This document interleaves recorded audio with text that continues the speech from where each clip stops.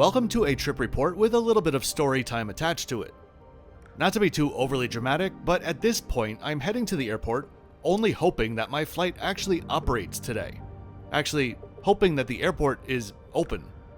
You see, when you go to Oman, the desert, and not during the annual rainy season, you don't exactly prepare for tropical cyclones. I just wrapped up a few nights at the Alila Hinu Bay, which is the reason why I came to Salalah to begin with. Imagine my surprise when I arrived and I started to receive a storm briefing about the incoming storm as I sipped my welcome drink. I don't think it really soaked in until I saw the weather radar a bit later. My next stop was Dubai, and I'd be there for a few nights, so I stayed here thinking that it wasn't the end of the world if I arrived in Dubai a day or two late. On my second day at the Alila, the government declared an emergency and started to evacuate parts of Salalah, which was a mild moment. Long story short, you see those mountains there? Those gorgeous, wonderful, tall safety nets of mountains? From what I understand, they basically protected the region from the brunt of the storm, as it kinda broke apart on impact, and we just had one really unnervingly windy and rainy night as the desert began to flood. And here we are at Salalah's International Airport. This terminal opened in 2015, but the area has been an airfield since 1935, when the British built it as an Air Force base. Now it's the second largest airport in the country, serving 6 airlines regularly and 6 more seasonally during the misty Kharif season. Before we continue, let me welcome you to the channel if you're new here. My name is Kevin, and I am the Flip Flop Traveler. I'm here to give you honest content about flights, hotels, trains, and cruises. I paid for this trip out of pocket, and the price that I paid is in the description below, as always. Flydubai had no prior knowledge I'd be filming, and I didn't receive any compensation from them. Everything in this video is my personal opinion based on my unique experience. The rest, I'll let speak for itself. Let's get started. While I was in the car, my flight took off from Dubai, which was a very good sign. Originally, I wanted to fly Air Arabia, but I had trouble booking with them, which turned out to be pretty lucky since they, along with most other airlines, canceled their flights today. The airport here is basically like a mini Muscat airport. Just about as beautiful and polished, but on a much smaller scale. Check-in was easy, being the only international flight for the evening, though the check-in agents could use a bit of training in, customer service in general. They carried themselves as if they would rather be standing in the eye wall of that cyclone than checking in any passengers here. Luckily, that was the low point for the full experience. After a very friendly immigration checkpoint, I was through into the departures concourse and was a bit surprised that there was a lounge, let alone an open lounge, considering all the evacuations. It's actually the Oman Air Lounge and was accessible with priority pass. I had the entire place to myself while inside and was looked over by 5 staff who were very eager to please. Maybe they could train the check-in agents? Just a thought. As we take a look around the lounge and the concourse, let's chat a bit about Flydubai. Flydubai is often mistaken as a subsidiary of Emirates, but they are in fact not. They simply have the same owner and the same chairman, and they code share, and, you can see the confusion.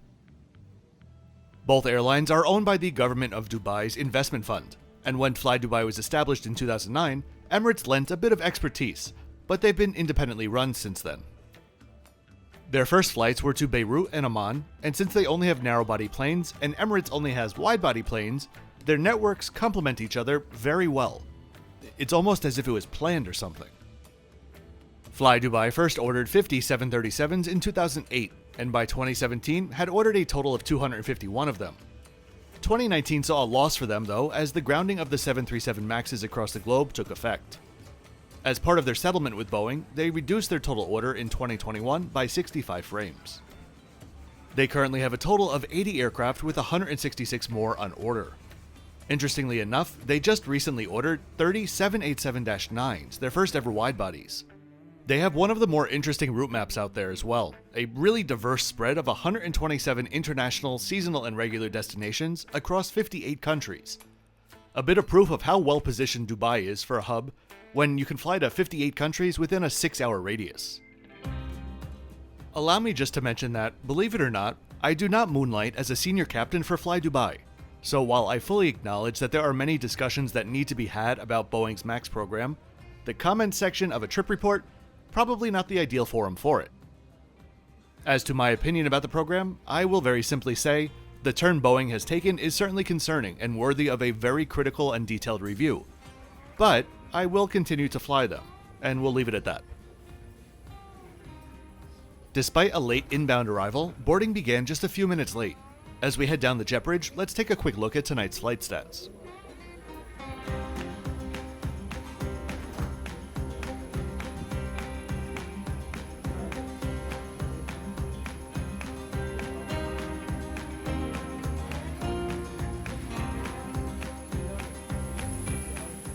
I stepped on board and immediately noticed how sharp looking the cabin was.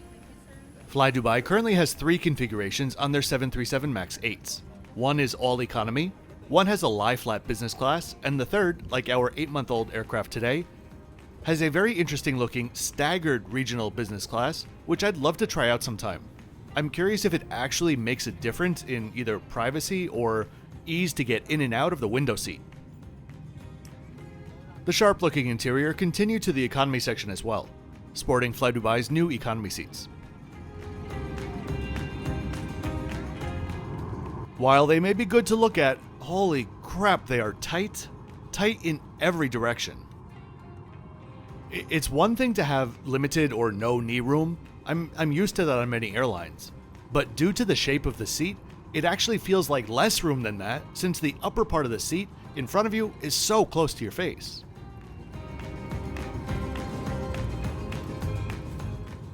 That said, there are some nice design details, but honestly they were all lost on me overall since it was such an uncomfortable, rock-hard seat. Here's your friendly reminder to click that like button, subscribe to the channel, and share this video with friends and family. Those are truly the easiest ways, all free for you, to help support the channel. If you'd like to support me further, my Patreon is also linked in the description below. Thanks very much in advance.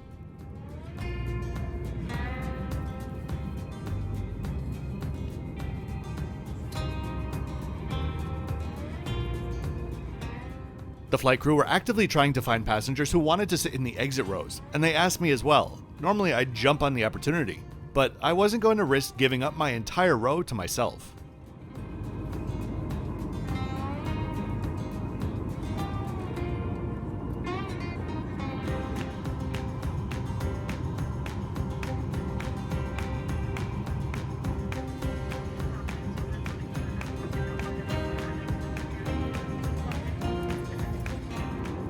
Also, is this new, or have I missed this?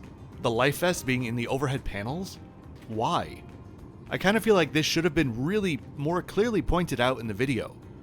We all know everyone, regardless of what was in the video frankly, is going to reach below their seat and not think to look over their head in the event of an emergency.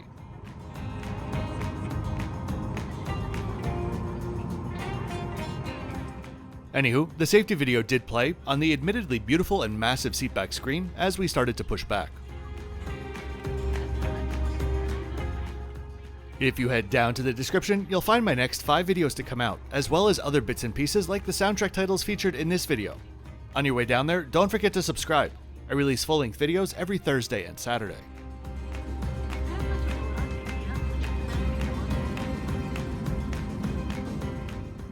The interior lights were never turned off for takeoff or landing, and the windows were dirty, so we're going to speed through the takeoff and landing in this one. A quick spool up and airport stats are coming up now.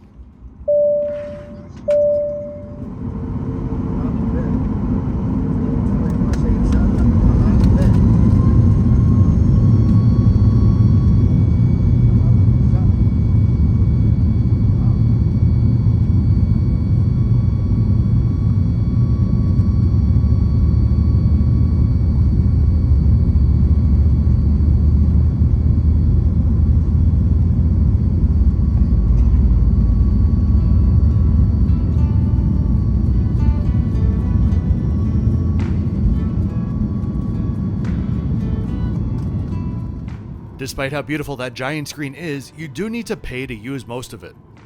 20 dirhams or $5 will get you 85 TV shows and 27 games. For double that price, you could also get 350 movies.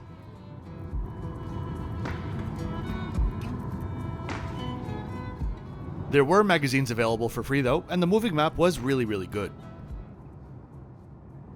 I love the attention to detail in the map graphics, like the outline shape in the shadow. I suppose Flydubai is a bit of a hybrid airline, giving out free food but charging for entertainment. But then again, perhaps then Air New Zealand is part low-cost carrier as well. Shortly after takeoff, a small snack basket was passed out to each passenger. This was free. A cup of water, a muffin, and a carrot salad sandwich, which sounded a little bit odd, but was actually good.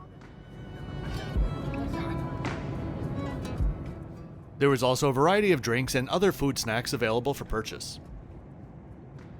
After the food service, they came around with coffee and tea service. The crew were very friendly, but they accept basically any currency in cash for payment. And of course, give change in dirhams. The constant calculation that they needed to do really slowed them down.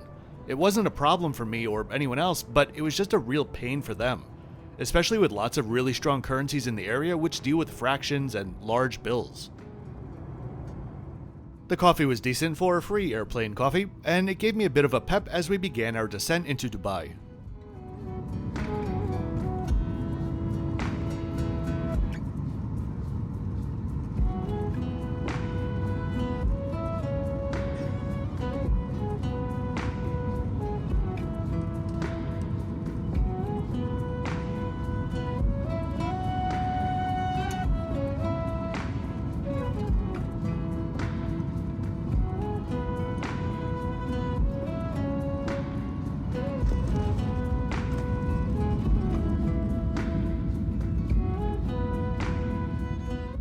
We taxied to Terminal 2, which does not have any jet bridges, so at least I finally got a really good look of our beautiful bird.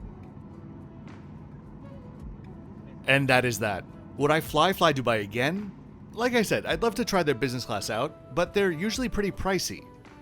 I'm not too sure though if I'd try them out in economy again for more than an hour or so. There really just is a limit to how cramped a seat can get.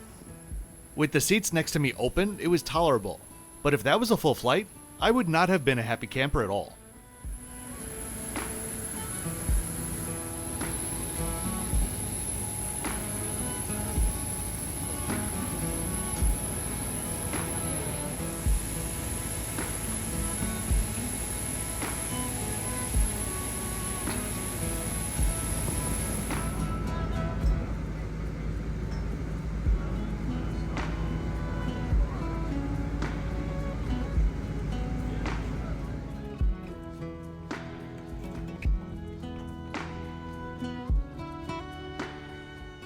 I really do hope that you enjoyed this trip report today. If you did, please be sure to click that like button and subscribe to the channel so you don't miss out on my twice weekly videos.